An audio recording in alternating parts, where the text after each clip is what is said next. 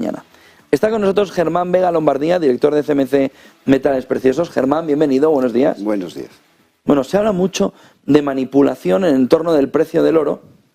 Prácticamente ya nadie empieza a dudar sobre que esa manipulación se está produciendo. A partir de ahí empiezan a jugar también los bancos centrales, empieza a jugar China, empiezan a jugar muchos más factores, pero pocos conocen la historia de cómo se fija y quién fija ese precio realmente. ¿Cómo se hace, Germán? Bueno, pues si me pones unas diapositivas, lo explicamos en un momento porque se ve bastante bien. Vamos a ver que nos la ponen enseguida. Aquí tenemos la primera. Sí. Bueno, vamos a ver. Vamos a hacer lo mismo que el otro día, porque es lo mismo. El otro día hablábamos de los bancos centrales. Hoy es lo mismo, pero paralelo, en los mismos años y al mismo tiempo, el oro y lo que va ocurriendo con el oro. Hay, antes de nada, para centrarnos y saber de dónde viene esto, yo recuerdo un señor que bueno, pues ya se murió, he tenido el placer de conocerlo, se llamaba Salvador Freixedo, y él me ponía siempre, este señor sabía muchísimo de todos estos temas, de hecho había sido jesuita, profundizó perfectamente en todos sus conocimientos y qué había detrás, y dejó la orden. Y él, me acuerdo que decía siempre una frase que tenía su gracia.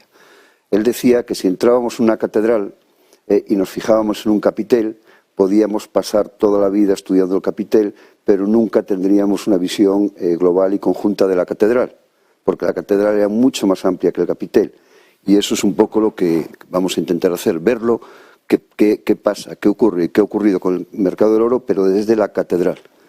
Volvemos otra vez al 1492. Y esta vez sí que es obligatorio poner un par de nombres. Hay una familia de judíos que son expulsados por los reyes católicos de España. Se llama la familia Mocata. Mocata no es una familia normal de judíos, es una de las familias importantes, tiene su árbol genealógico y llegan hasta Abraham, o sea, tiene tradición. Bueno, pues esta familia es expulsada de España, en principio se van a Portugal y se van a Ámsterdam. En Ámsterdam... ¿Es donde también se había ido el Banco Central veneciano? Ni más ni menos, ni más ni menos. Se van a Ámsterdam. Es que incluso muchos judíos españoles emigran también, son expulsados y se van a Venecia y a otros sitios. En el fondo, pues vaya que se conocían, tenían muy buena relación. No quiero, vamos a ver, el tema, hay que tener cuidado con el tema de judío.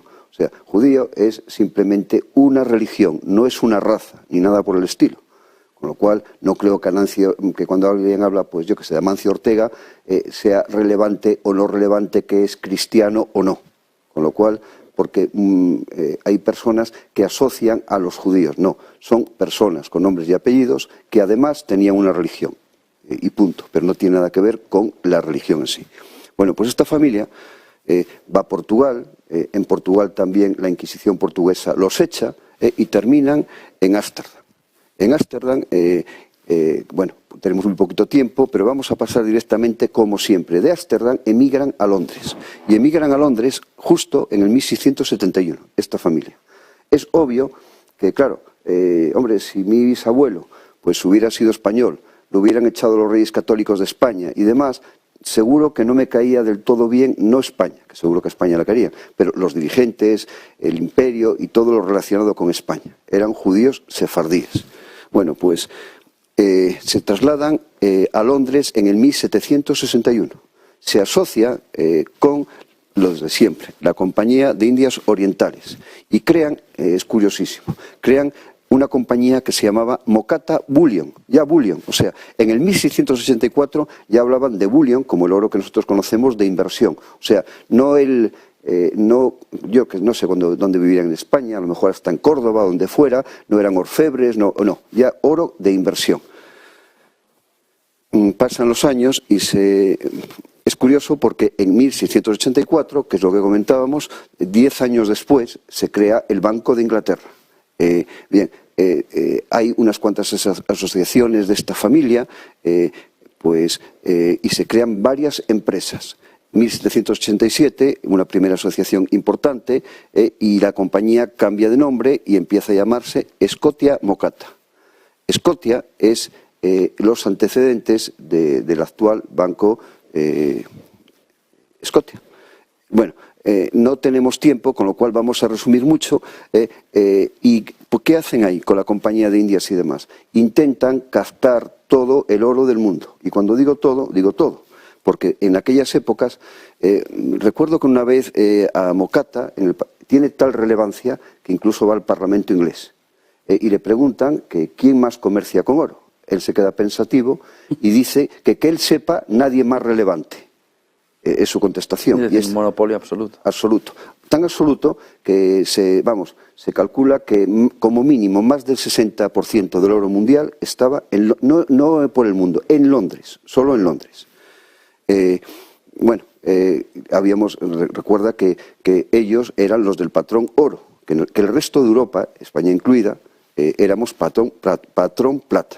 Bueno, pues, y por ahí menciono 1817, que se cambia de la moneda antigua inglesa a la moneda nueva, que se llamaba el soberano. Es curioso el soberano porque todavía hoy existen soberanos de oro, como oro de inversión. O sea, una persona hoy podría comprar un soberano de oro, tan reciente que en el reverso tendría la imagen de Carlos III, de Inglaterra. O sea, hechos ayer, sigue habiendo soberanos.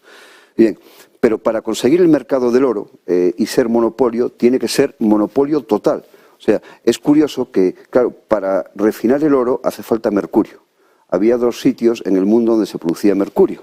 Uno era en Eslovenia y otro era en España, precisamente, en Almadén. Y compran las minas de las minas de mercurio de Almadén. ¿Quién las compra?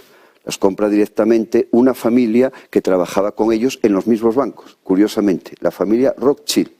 Se instalan en España, no vamos aquí a hablar de historia, es la época, cuando estaba Fernando VII, viene el banco, se instala en Madrid, hay crónicas de la cantidad de trabajo que tenía, como eran, financiaron antes las guerras napoleónicas contra España, que terminó en la invasión de España, financiaron las guerras carlistas, también para separar España, sin comentarios. Y bueno, y dominan el mercurio. Ojo que para refinar el oro hacía falta mercurio. Sin tener mercurio no se podía refinar oro. Mira, pasamos a la diapositiva siguiente. Vamos a ver. Es curioso cómo se infiltraban en los países. Muchas personas no se dan cuenta de esto, pero hay que decirlo. Vamos a ver. España es muy grande. Ese es más o menos el mapa de España. Ahí hay un puntito rojo, muy pequeño. Y ese puntito rojo es justo un punto clave en España, en aquella época, en la época de las colonias, que es la bahía de Cádiz y San Fernando, la desembocadura del Guadiana. De ahí partían los barcos, ahí llegaba el comercio, era importantísimo en aquella época. Bueno, llegan los ingleses y se infiltran en España, pero como siempre, de una forma muy sutil y haciéndolo tremendamente bien. O sea, se instalan en Jerez y empiezan a aparecer familias. Hoy pues está abierto, se sabe la historia, se sabe qué hacían, qué no hacían, porque hoy ya no es lo que digan o no digan los de Jerez en España. Hoy en Inglaterra ya pues ha pasado tanto tiempo que se sabe perfectamente qué trabajo tenían ahí. Y hay libros que lo explican. Llegan un Osborne, un Terry, un Vías, unas cuantas familias. Precisamente a Jerez. España es grande. No se asientan en La Rioja o en Ribera Duero, no, en Jerez. En Jerez. Claro, no saben nada de vino, tampoco tienen que saberlo. Llega un Vías, había un señor allí en Jerez, el señor se llamaba amigablemente Pepe, de nombre completo creo que era José Ángel González.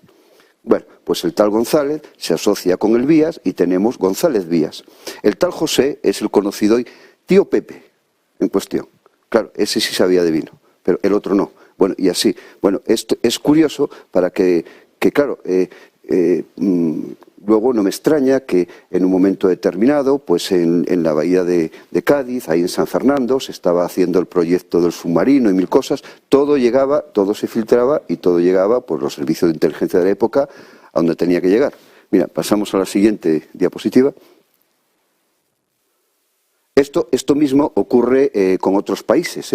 Yo hablo de España, pero que además con el vino, tenían una fijación especial con el vino. En Francia hace lo mismo el Rothschild, en Argentina, en Chile, en California, en un montón de sitios.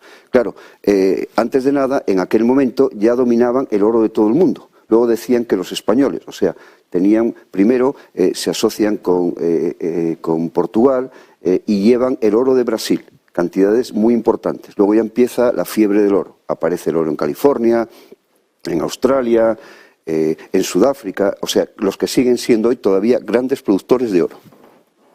Esto es, vamos a hablar de cómo se fija el precio del oro. La gente, cuando lo vea, pues algunos van a alucinar porque era curiosísimo. Y todavía incluso hoy. No vamos a ir demasiado atrás, pero para resumirlo mucho, vamos a empezar en el 1897, los mismos. ¿Quiénes? La Compañía de Indias, ese grupo de bancos y la empresa de Mocata. ¿Un grupo de bancos, bancos centrales? No, un grupo de... y demás. Mira, los he puesto ahí los originales. Los pone socios originarios. Si te fijas... Bueno, ya estaba el Bank of China ahí, ¿eh? Sí, los de abajo, primero, y luego pasamos a los de arriba. Toronto, Scotia, Standard Chartered, Sí.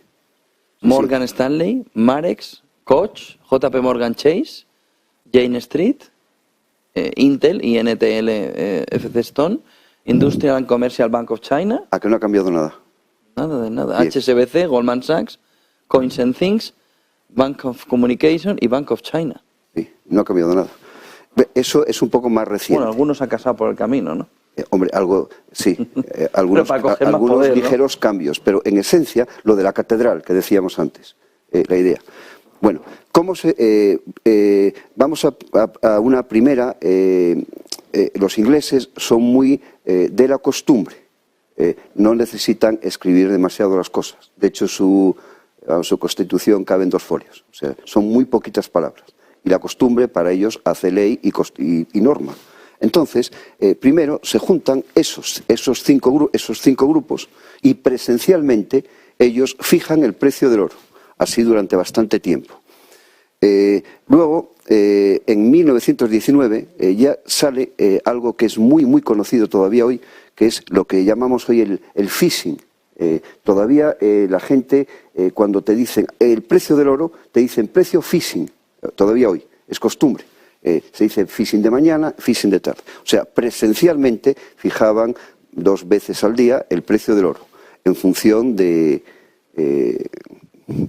oficialmente, de la oferta, la demanda y demás. Realmente, como hay 1000 pruebas, en función de sus intereses privados. Y así fijaba el precio del oro.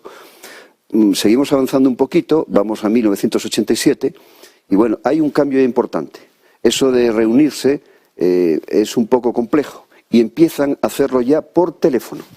Tiene narices, ¿eh? O sea, durante un montón de tiempo se cogía y entre 5 personas se llamaban por teléfono y telefónicamente fijaban el precio del oro. Claro, empieza a haber, y así hasta hace 2004, ¿no? Sí, hasta el 2004, que empezó el tema... por web también, ¿no? No el 2004. 2015. En el 2004 empezó ya el tema de web, pero el sistema era el mismo. No lo utilizaban. O sea, sí que existía, pero era anecdótico, estaba ahí, pero seguía siendo por teléfono. Aunque parezca mentira, se hace así hasta el 2015. Ya vendía yo oro... Hace 2 días. Sí, ya vendía yo oro cuando se cambiaba esto. La culpa la tuvo un periodista me parece que fue de Bloomberg, no me acuerdo el nombre. Este señor pues dedicó un montón de tiempo a investigar y les pilló en 100 renuncios. O sea, cómo grabó conversaciones, 1000 cosas. Las conversaciones eran del tipo, joder, este cliente mío esta semana tiene que comprar tantas toneladas, no vas a fastidiarlo, tiene que estar barato, luego lo subimos. O sea, eso era como se fijaba el precio del oro. Intereses totalmente particulares. Era un escándalo. También de pocas partes, ¿no? 5. Un club muy privado. ¿Hasta 2015? Sí, 5. 5 partes hasta 2015. No 5 partes. Yo diría que 5 miembros, 5 vocales, ¿no? Es que yo diría que hasta menos, porque era tan descarado que se reunían en las instalaciones de los Rothschild. Hasta en casa de los Rothschild. Vamos, de 1 con 4 invitados. Sí, es que el principal era Rothschild y 4 invitados. Claro, hay un tema que es muy curioso, que en un momento determinado Rothschild abandona el comercio del oro. Ya explicaremos en su momento porque es muy curioso por qué abandona el comercio del oro. Hay unos motivos muy, muy concretos. Los mismos que por qué Rockefeller abandona el comercio del petróleo y demás. Es un tema aparte. Pero, hasta 2015 nada. No. No, no, si fue ayer. Entonces, ¿y qué se hace a partir del 2015? Hombre, pues entonces ya ahora empezó a funcionar lo que conocemos como la LBMA. Es un poquito más abierta, pero no mucho más abierta. No mucho más abierta. De hecho, esos son los socios adicionales actuales y principales. Tiene muchos más socios, hasta 150. Yo podría ser socio de la LBMA. De hecho, lo voy a contar porque es curioso. Una vez, hace no tantos años, estuvieron en mi oficina. Voy a resumirlo muy rápido porque no hay tiempo. En resumen, si pagaba, me parece que eran 22.000 euros. Yo entonces, mi tienda estaría adherida a la LBMA y tendría el sello LBMA, hasta mi tienda. O sea, era simplemente un tema de pagar dinero. En esencia, ¿qué tenía que hacer? Comprar oro a la LBMA, en fin, sin comentarios. Es un club privado, es una manipulación del oro, es un grupo de amigos y lo manipulan y le ponen el precio en función de sus intereses, no el interés del mercado, de los mineros y demás. Y además, teniendo el monopolio en todos los sentidos, hasta de refinado. E incluso, vamos a ver, aquí hay algo que es muy curioso. Claro, se crea la LBMA. ¿Quién crea la LBMA? Le llamo la LBMA, ya vimos antes en la diapositiva anterior que al principio tenía otros nombres. Es lo mismo, solo cambia el nombre. No cambiaron ni los socios, bueno, sus hijos, sus descendientes. Es curioso, había dos tipos de oro, el inglés y ¿cuál era el no inglés? El español. O sea, todos los mercados, en principio, cuando empiezan, tienen que ser muy conservacionistas, si no, mal asunto para quien sea. Vamos, pero todos. Hombre, es una anécdota, pero es curiosa. Recuerdo, por ejemplo, Alemania no siempre fue la potencia industrial que es hoy. Hace no tantos años, Alemania era muy poquita cosa. Vamos, y lo de copiar los japoneses y los chinos era una broma en función a lo que copiaban los alemanes. Eso sí que copiaban. Entonces, empieza a tener algo de relevancia la industria alemana, y copiaba. Y vendían fuera de Alemania, por ejemplo en Londres o en Inglaterra, más barato. Claro, a los ingleses no se les ocurre mejor idea que decir, vamos a ver, estos alemanes hacen cuchillos iguales que los nuestros, no los copian, son iguales que los nuestros aparentemente, pero para que la gente vea que son peores, vamos a establecer lo de el Made in Germany. Viene de ahí. O sea, era obligatorio que pusieran Made in Germany para distinguirlos de los cuchillos, por ejemplo, ingleses, para que los ciudadanos entendiesen que eran peor. Esto es algo parecido, el oro tiene que ser inglés. Si no es inglés, casi seguro que es español. Entonces, el español no es LBMA, es malo. Solo es bueno el de ellos. Sí, pero es el mismo oro. No solo es el mismo oro, el oro es oro.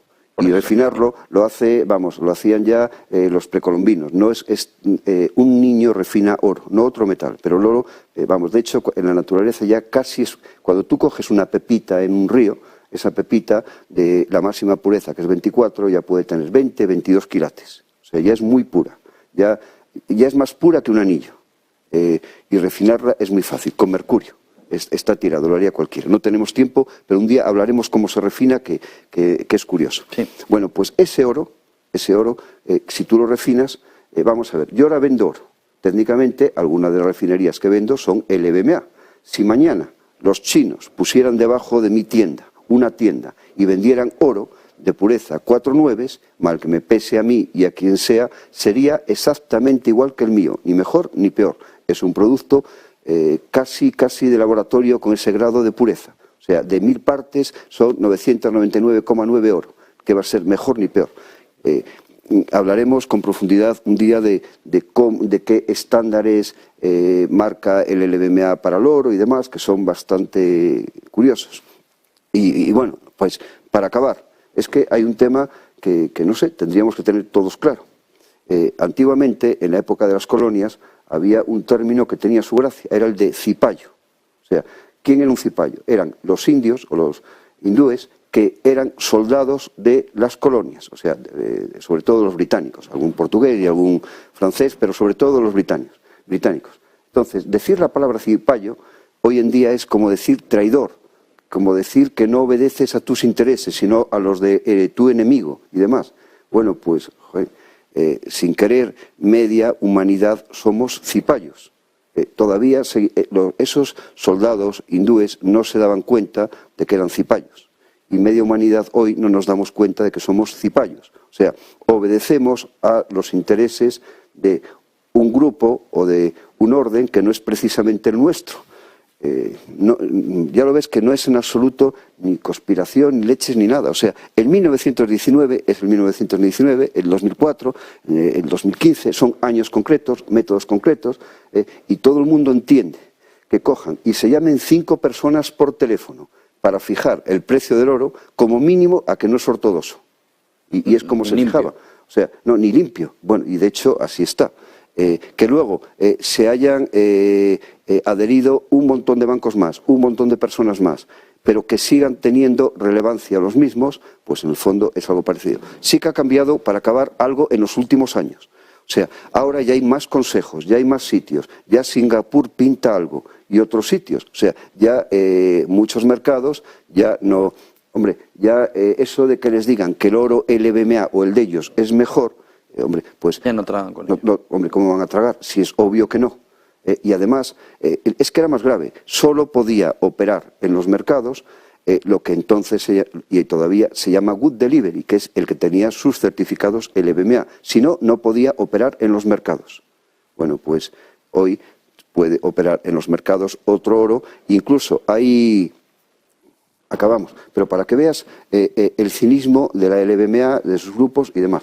Por ejemplo, en Europa hay un montón de refinerías. No pueden comprar, por los principios éticos y demás que marca la LBMA, no pueden comprar, por ejemplo, oro de prácticamente ningún país de África, porque se sobreentiende que puede ser un oro no lícito, que pueden trabajar niños en las minas, que pueden utilizar medios muy contaminantes, todas estas cosas. Bien, técnicamente las refinerías europeas no pueden comprar oro africano, vaya que si lo compran. Yo, por ejemplo, compro oro a África, lo llevo a un puerto franco, en Europa, aquí, aunque sea en Valladolid, en Madrid, a un puerto seco. En los puertos secos pierden la nacionalidad. Y claro, a mí ya me lo podrían comprar las refinerías. Ya no compran oro africano, compran oro a una empresa española y a un español. Ese oro ya no es malo, ese oro ya lo pueden refinar y ya sería el mejor del mundo. Así funciona. Muchísimas gracias por toda esta explicación, como siempre. Germán, Vega, Lombardía, CMC Metales Preciosos, muchísimas gracias. Queda más claro la manipulación, bien explicada como nos lo has contado. Buen día y buen negocio. Claro que sí. Son las 10:22, nos vamos ya a este Business Connection en un día.